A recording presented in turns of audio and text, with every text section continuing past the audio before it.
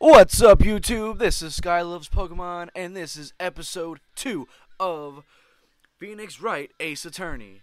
In the last episode, we got everything settled, and we're starting. I'm learning more about this game, more and more. I think we've made it. We're about to witness the testimony of Mr. Sahwit.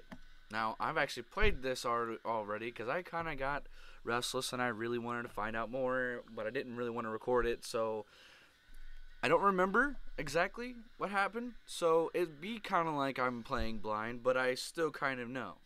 Alright, so let's get on with it. Then I saw her lying there, a woman, not moving, dead. I quelled in fright and found myself unable to go inside. I thought to call the police immediately. However, the phone in the apartment wasn't working. I went to a nearby park and I found a public phone. I remember time exactly. It was 3 p.m. or 1 p.m. The man who ran was without a doubt the defendant, sitting right over there. Be right back, guys. Okay, guys, I'm back. I'm kind of still. I'm listening to music while I'm doing this, and I was trying to find out what song this was. It's 3 Days Grace, of course. All right. Larry, why didn't you tell the truth? I can't defend you against a testimony like that. Incidentally, why wasn't the phone in the victim's apartment working? Your Honor, at the time of the murder, there was a blackout in the building. Aren't phones supposed to work during blackout? Yes, Your Honor. However, some cordless phones do not function normally. Excuse me for burping. The phone that Mr. Sahwit used was one of those. Your Honor, I have a record of the blackout for your perusal.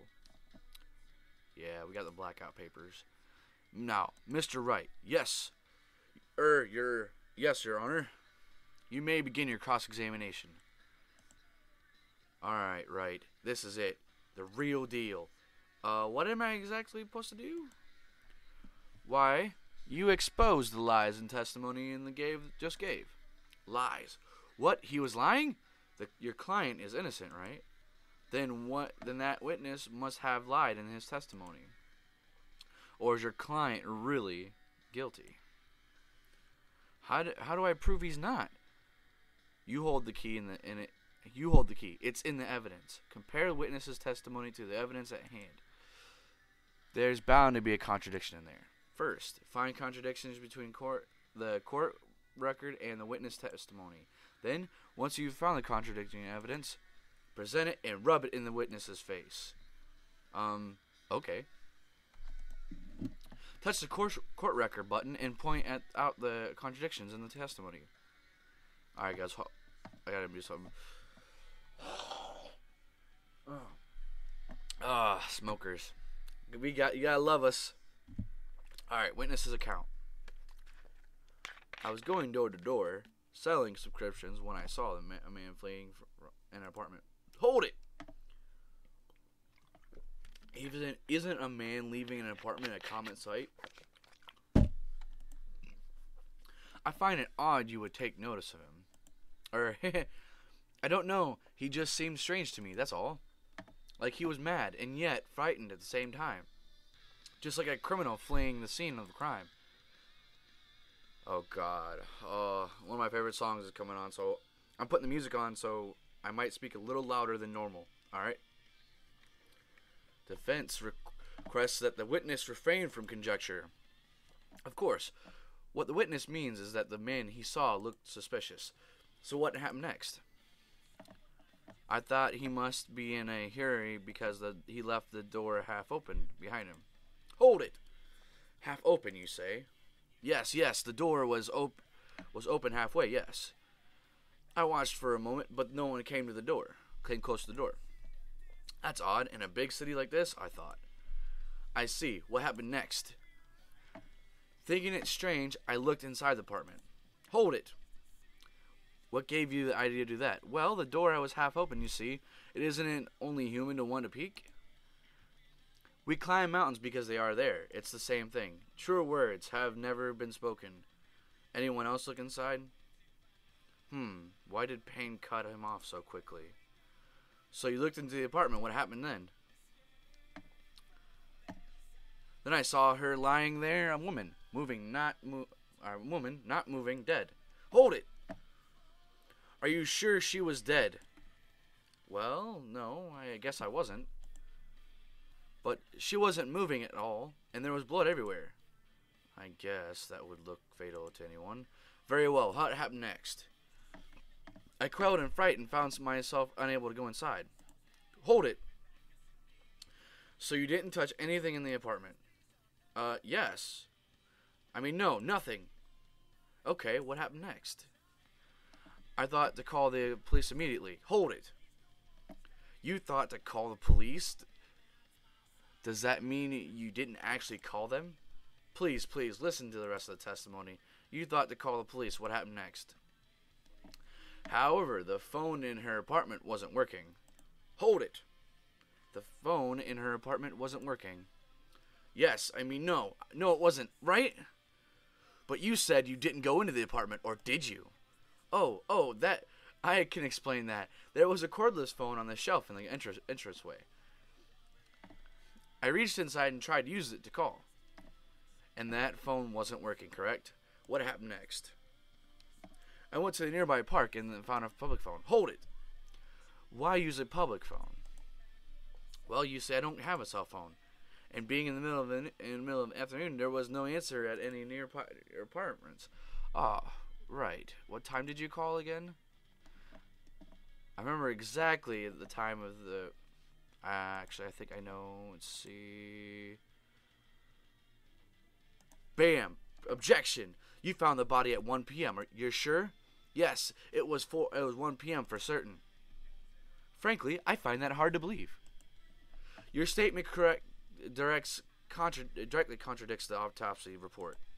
The autopsy notes the time of death at some time after 4 p.m. There was nobody to find at 1 p.m. How do you explain this 3-hour gap?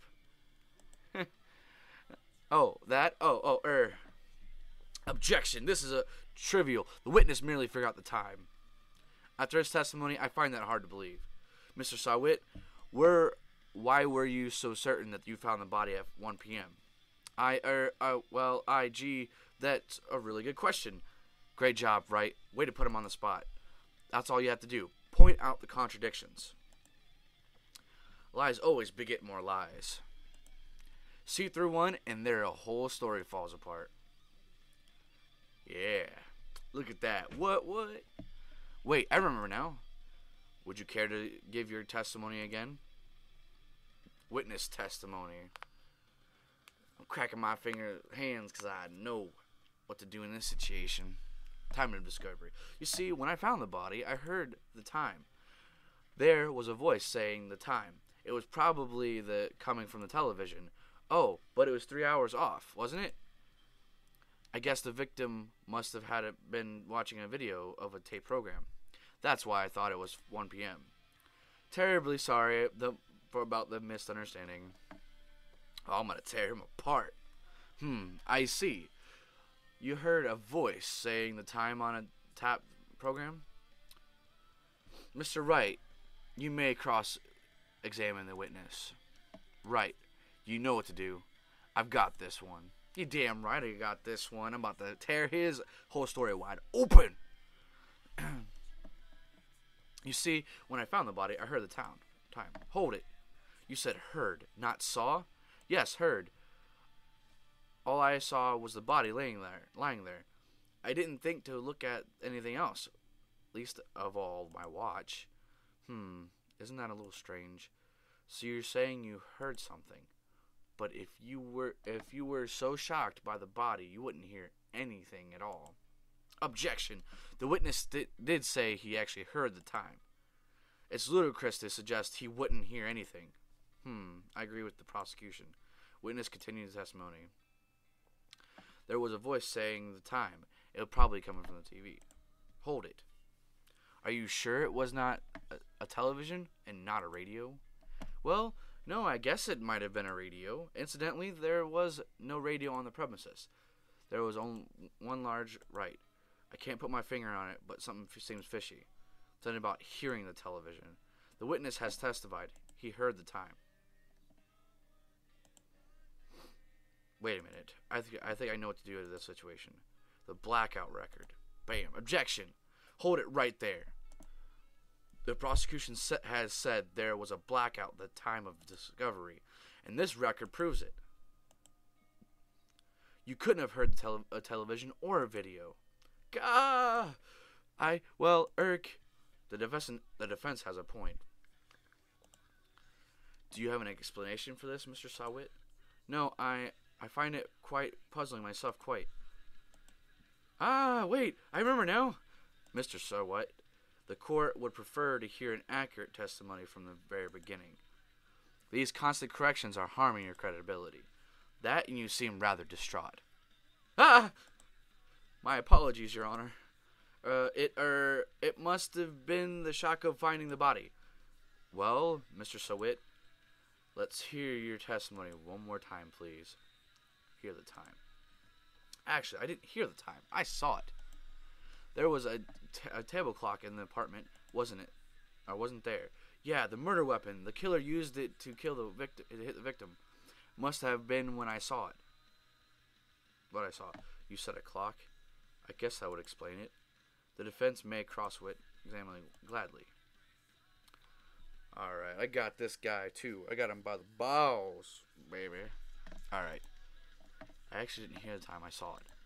Hold it. That strikes me as a very suspicious mistake. Yes, I can see how you'd be a little doubtful. Really, I'm really sorry. I only just remembered the table clock. A table clock. Actually, I think it's the statue.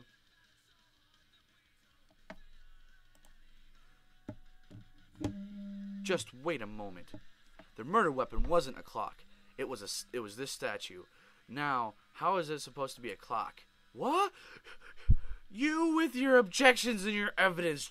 Just who do you think you are? Just answer the question, Mr. Sahwit. Hey, I saw it there, okay? That's a clock. Your Honor, if I may. Yes, Mr. Payne?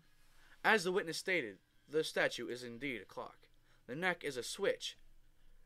You just tilt it, and it says the time out loud. As it doesn't look like a clock, I submit it as a statue. My apologies. I see. So the murder weapon was a table clock after all. Well, Mr. Wright, it appears the witness's testimony was correct. This is a clock. Do you have any problems with the testimony? Yes, I do have a problem with it. Your Honor, there is a gaping hole in the witness's testimony. The only way he could have known the weapon was a clock is if you hold it in his hand. Yet the witness testified he never entered the apartment. Clearly a contradiction. Indeed. The witness knew it was a clock because he went into the apartment. You're lying. You were inside the apartment on the day of the murder. Oh yeah, prove it. Prove I went in there. I'll do better than that. I can prove you were the one who killed her. You struck her with the clock, and the shock of the blow triggered the clock's voice. That was the sound you heard. Order in the court. Intriguing. Please continue, Mr. Wright. Yes, Your Honor. Mr. Sahwit, the sound must have left quite an impression on you. Understandable, since the murder weapon spoke just as you hit the clock. That voice was burned into your mind. That's why you were so certain about the time. Objection. What's the meaning of this? This is all baseless conjecture. Baseless? Just look at the witness's face. Would the witness care to elaborate? Did you strike the victim with the clock? That day, I never... Look, the clock... Shut up, I hate you! It was him! I tell you, I saw him! He killed her, and he should burn! Burn! Give him death! Order in the court, I say. Your Honor, a moment, please. There isn't a shred of evidence. Alright, guys, this is about the end. So I'm gonna save right here, and I'm probably gonna do another video after this because of the fact that this is getting so riveting. Alright, guys, so be back, stay tuned, and I'll see you guys later. Like, subscribe, and comment.